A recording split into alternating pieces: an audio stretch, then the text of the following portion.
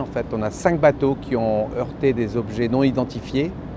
Le premier, c'est Keguiner, qui nous a appelé sur les coups de 5h20 du matin pour nous annoncer une voie d'eau au niveau de son puits de dérive, et il s'est dérouté sur Newport. Ensuite, Safran également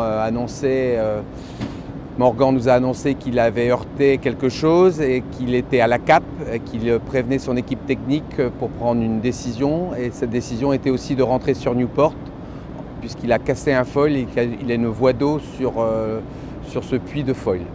45 minutes après, on a eu le coup de téléphone de Banque Populaire, donc Carmel, qui m'a prévenu aussi qu'il avait heurté quelque chose et qu'il faisait route sur Newport pour réparer.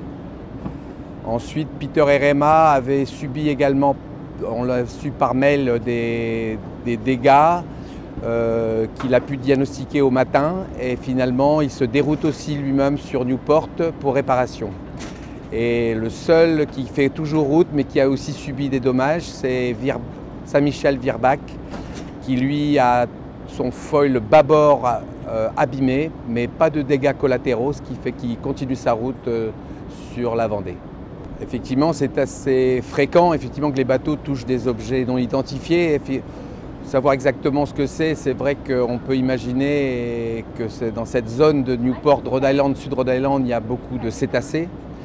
Il y a probablement que certains bateaux ont dû toucher des cétacés, je pense, mais ça peut être aussi des rondins, ça peut être aussi des containers. Donc les skippers ne sont pas vraiment prononcés exactement sur l'impact de ces objets.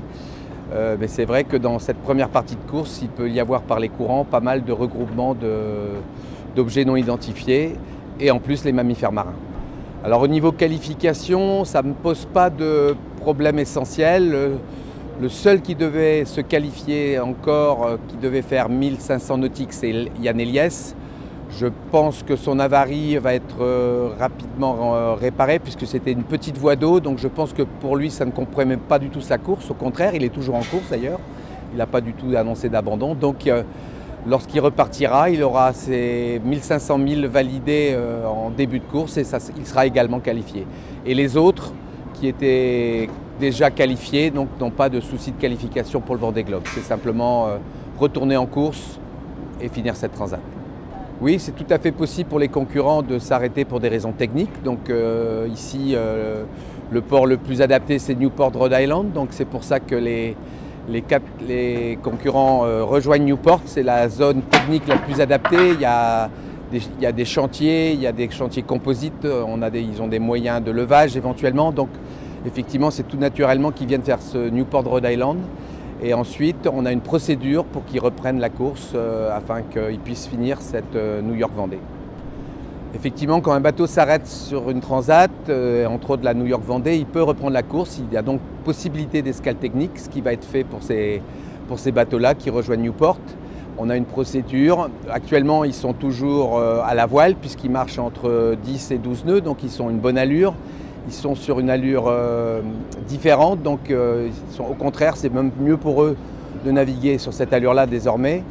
Et ensuite, ils auront une procédure de retour dans la course avec la direction de course telle que c'est décrit dans les instructions.